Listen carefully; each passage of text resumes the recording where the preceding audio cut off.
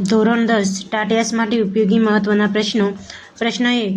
વિરલ વિભૂતિ એકમનો સાહિત્ય પ્રકાર જણાવો. જવાબ. વિરલ વિભૂતિ એકમનો સાહિત્ય પ્રકાર ચરિત્ર નિબંધ છે. પ્રશ્ન 2. ઘોડીની સ્વામીભક્તિ એકમનો સાહિત્ય પ્રકાર જણાવો. જવાબ. ઘોડીની સ્વામીભક્તિ એકમનો સાહિત્ય પ્રકાર લોકકથા છે. પ્રશ્ન 3. વિરાટનું પાત્ર કયા એકમમાં આવે છે. જવાબ. વિરાટનું પાત્ર ભૂલી ગયા પછી એકમમાં આવે છે. પ્રશ્ન 4.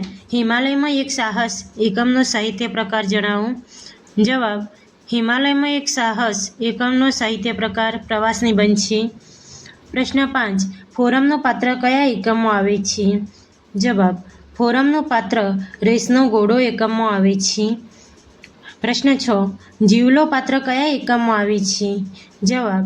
જીવલો પાત્ર ચોપડાની ઇન્દ્રજાળ એકમમાં આવે છે.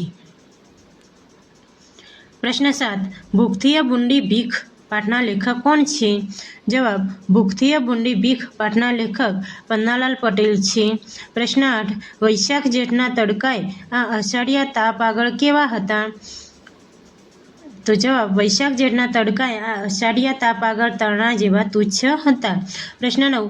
દુકાળના વખતમાં લોકોને કોણે મદદ કરી. જવાબ. દુકાળના વખતમાં લોકોને ડેઘડિયાના મહાજને મદદ કરી. પ્રશ્ન 10. કાળુએ સિપાઈને શું સંભળાવ્યું. જવાબ.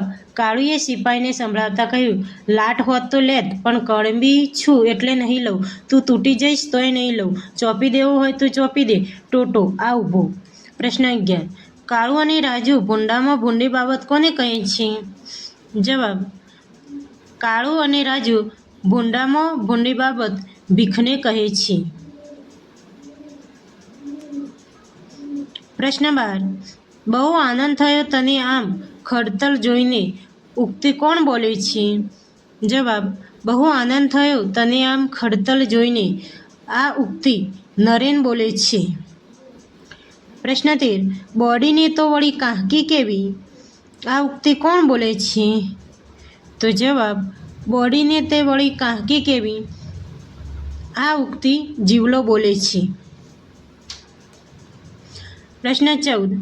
રે આ સાફલ્ય ટાણું યુગ યુગ પલટે તોય પાછું ના આવે છંદ ઓળખાવો. જવાબ. રે આ સાફલ્ય ટાણું યુગ યુગ પલટે તોય પાછું ના આવે પંક્તિનો છંદ સ્ત્રગધરા છે. પ્રશ્ન 15.